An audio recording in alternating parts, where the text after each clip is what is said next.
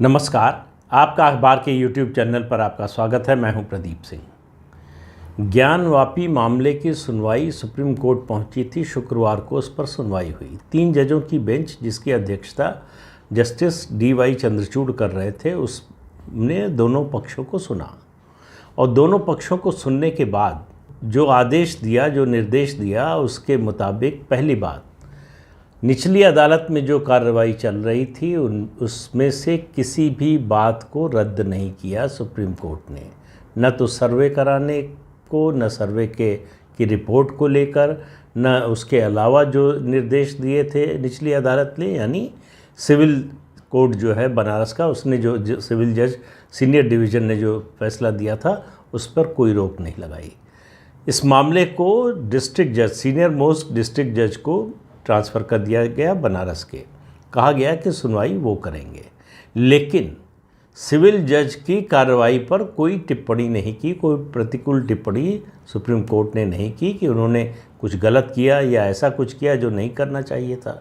तीसरी बात ये कहा कि जब तक इस मामले का निपटारा नहीं होता, 8 हफ्ते का समय दिया डिस्ट्रिक्ट जज को ये तय करने का कि जो एप्लीकेशन है मुस्लिम समाज की ओर से, मुस्लिम पक्षकारों की ओर से, कि ये सूट मेंटेनेबल नहीं है, यानी जो प्लेसेस ऑफ वर्शिप एक्ट है 1991 का, उसके तहत इस मुद्दे पर सुनवाई ही नहीं होनी चाहिए। इस मुद्दे पर कोई वो पिटीशन रिट कोई स्वीकार नहीं करनी चाहिए थी। इसका फैसला डिस्ट्रिक्ट जज 8 हफ्ते के भीतर कर देंगे और जुलाई के दूसरे हफ्ते में सुप्रीम कोर्ट इस पर सुनवाई करेगा। अगली बात, जो सुप्रीम कोर्ट ने कहा कि जो पिछला आदेश था उनका कि जो शिवलिंग मिला है उसकी सुरक्षा का प्रबंध किया जाए, वो जारी रहेगा। वज़ू के लिए कहा, जिलाधिकारी को यह निर्देश दिया कि वो उसके लिए अलग व्यवस्था करें। जो मुस्लिम पक्षकार थे उनकी मांग थी कि जो है कम से कम वज़ू का जो नल लगे हुए हैं उनको चलाने की, खोलने की इजाज़त दे दी जाए। उसको सुप्रीम कोर्ट ने नहीं माना। वो चाहते थे कि इस पूरे मामले को सुप्रीम कोर्ट अभी तय कर दे और ये कह दे कि ये मामला 1991 के एक्ट के तहत सुनने लायक नहीं है, नहीं सुना जाना चाहिए। वो सुप्रीम कोर्ट ने नहीं किया।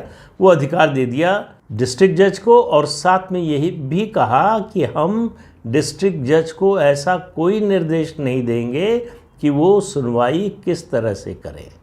तो उनको जो उचित लगता हो कानूनी रूप से, उस तरह से सुनवाई करेंगे।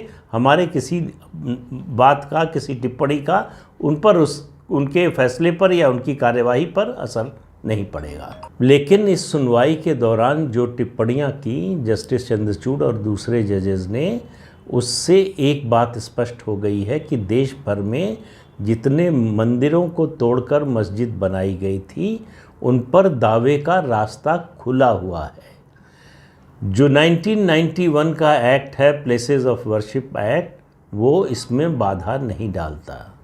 जस्टिस चंद्रचूड़ ने मुस्लिम पक्ष की इस दलील को नहीं माना कि सर्वे का आदेश देने के कारण वहाँ यथास्थिति बदल गई है। उन्होंने कहा किसी जांच का आदेश देने, सर्वे का आदेश देने से धार्मिक स्थल की जो स्टेटस को है, जो यथास्थिति है, उसमें कोई बदलाव नहीं आता, उसके चरित्र में कोई बदलाव नहीं आता।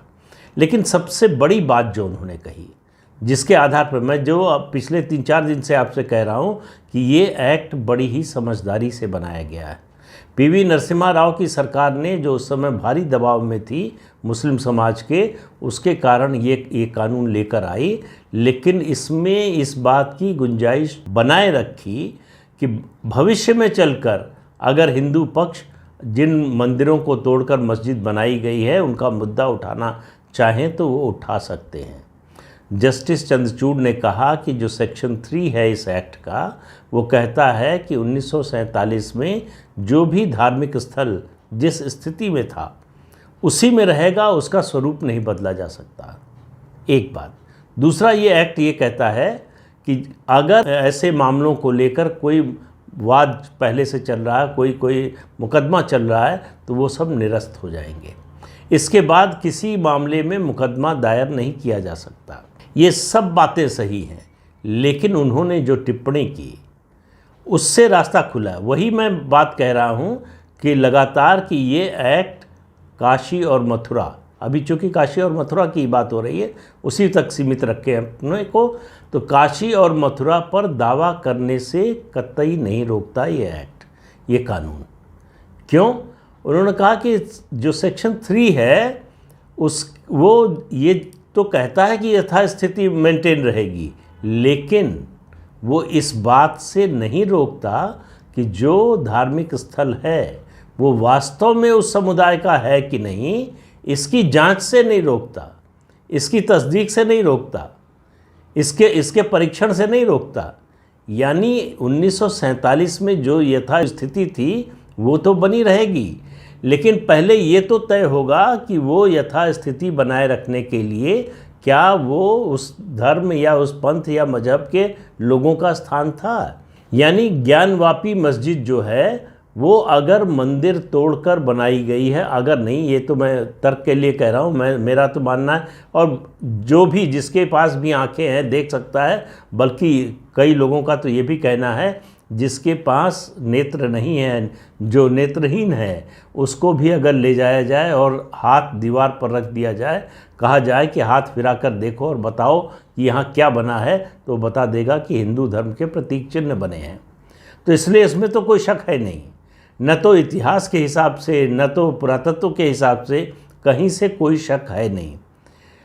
लेकिन उसकी तस्दीक करने से कानून ये रोकता नहीं है, और अगर तस्दीक में, अगर उसकी स्क्रूटनी में, अगर उसके मतलब वो रिलीजियस प्लेस के एक्चुअल कैरेक्टर की है, जो असली मालिक है, उसके डिटर्मिनेशन को नहीं रोकता है ये कानून।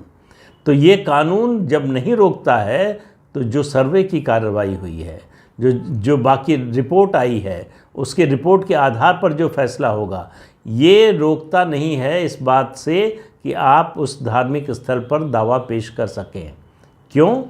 क्योंकि उस यथास्थिति को तभी बनाए रखा जा सकता है जब ये तय हो जाए कि वो किसका है, उसका स्वामित्व किसका है, उस पर हक किसका है। अगर ये मंदिर था तो यथास्थिति बनाए रखी जाएगी और वो मंदिर रहेगा। इससे मुस्लिम पक्ष में भारी निराशा है।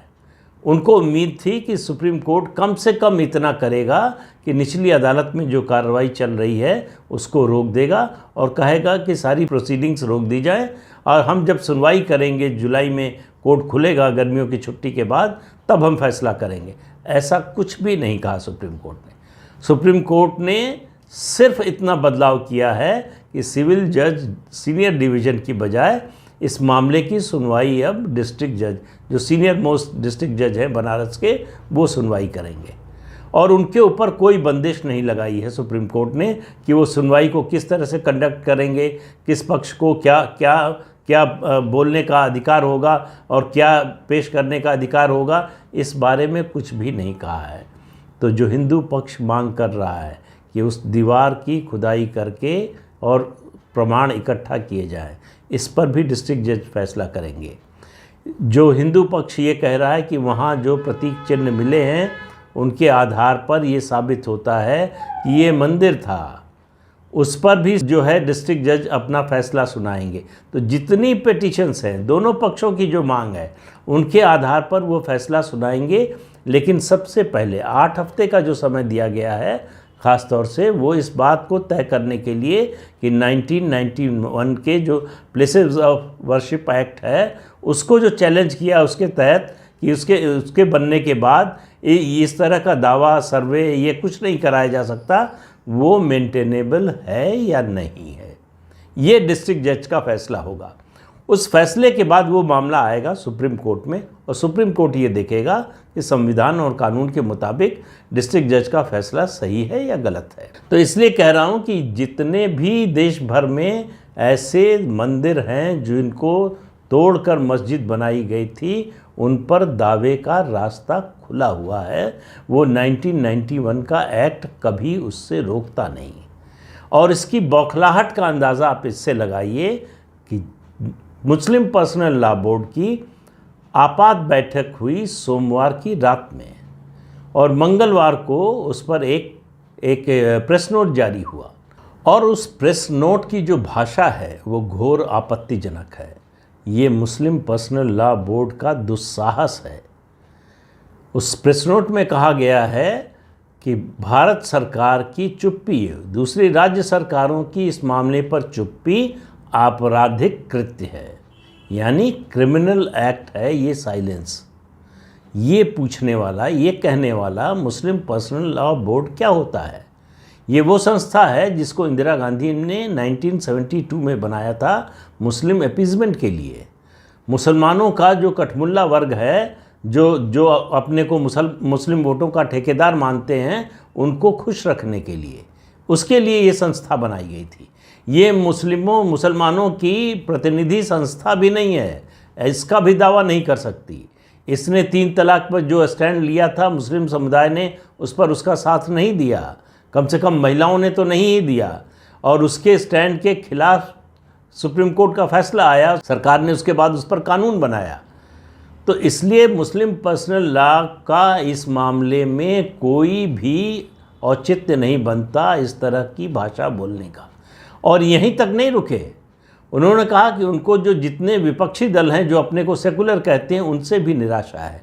और इसके आगे उन्होंने कहा कि सुप्रीम कोर्ट के रवैये से भी हम बहुत प्रसन्न नहीं हैं। तो ये कौन है भाई? आप लॉर्ड गवर्नर हैं, राजा हैं, महाराजा हैं, बादशाह हैं, क्या हैं आपकी? इससे खुश नहीं है, उससे खुश नहीं है, सब लोग आपको खुश करने की कोशिश क्यों करें? ये जो भाषा है। और उस बैठक में जो बाकी सदस्य हैं उनके बारे में आपको पता होगा। एक सदस्य का खास तौर से जिक्र करना चाहूँगा, सैयद इलियासी। ये वो व्यक्ति है जो सिमी का सदस्य रहा, एक्टिव सदस्य रहा है। ये वो व्यक्ति है जो सीए के कानून के खिलाफ आंदोलन में बहुत सक्रिय रहा है। और ये उमर खालिद का पिता है जो दिल्ली के दंगों में जेल में है अभी। तो इससे अंदाज़ा लगा लीजिए कि मुस्लिम पर्सनल लॉ बोर्ड किस तरह के लोगों को अपने साथ जोड़ रहा है। मुस्लिम पर्सनल लॉ बोर्ड किस दिशा में जाने की कोशिश कर रहा है। इसी प्रेस नोट में कहा गया है कि सारे मौलवियों से कहा जाएगा कि जुम्मे की नमाज में लोगों को बताएं कि कैसे मुसलमानों की मस्जिदों के बारे में दुष्प्रचार किया जा रहा है। इससे आप अंदाज़ा लगा सकते हैं कि किस तरह का मैसेज देना चाहते हैं वो। और ये भी कहा कि ये मामला, अब इसकी जो कानूनी लड़ाई है वो मुस्लिम पर्सनल लॉ बोर्ड लड़ेगा और ज़रूरत पड़ी तो देशव्यापी आंदोलन भी करेगा। लेकिन उनको अंदाज़ा नहीं है या वो इस बात को स्वीकार करना नहीं चाहते कि देश का माहौल बदल चुका है। आप देखिए, ज्ञानवापी का मामला, इतना मुद्दा, इतने तथ्य आ गए, इतने तर्क आ गए, इतने प्रमाण आ गए, सब कुछ आने के बाद भी बनारस में बिजनेस एज यूजुअल चल रहा है। कोई तनाव नहीं, पूरे उत्तर प्रदेश में, पूरे देश में कहीं कोई तनाव नहीं, किसी की हिम्मत नहीं हुई। क्यों? इसलिए कि पिछले 5 साल में योगी आदित्यनाथ की सरकार ने कानून व्यवस्था के मामले पर जो काम किया है, ख़ास तौर से सीए के आंदोलन में जो लोग शामिल थे उनके खिलाफ जो एक्शन लिया है, उसका असर है। उनको मालूम है कि अगर दंगा किया, उनको मालूम है कि अगर फसाद किया, उनको मालूम है कि कानून अपने हाथ में लेने की कोशिश की तो उसका नतीजा क्या होगा। इसलिए आप देखिए, एक समय वो था कि अगर ये पिटीशन भी फाइल हुई होती तो शहर में दंगे की स्थिति या कम से कम सांप्रदायिक तनाव की स्थिति तो आ ही जाती। 2-4 शहरों में, 10 शहरों में अब तक उत्तर प्रदेश के कर्फ्यू लग चुका होता, लेकिन ऐसा कुछ भी नहीं हुआ है। और इस सब के इस प्रेस नोट के आने के बावजूद किसी भी अपोजिशन पार्टी ने कुछ भी दखल देने, बोलने की हिम्मत नहीं जुटाई है। क्यों? किसी के डर की वजह से नहीं। उनको मालूम है कि सच्चाई क्या है, उनको मालूम है कि आखिर में अदालत का फैसला क्या और किस ओर होने वाला है।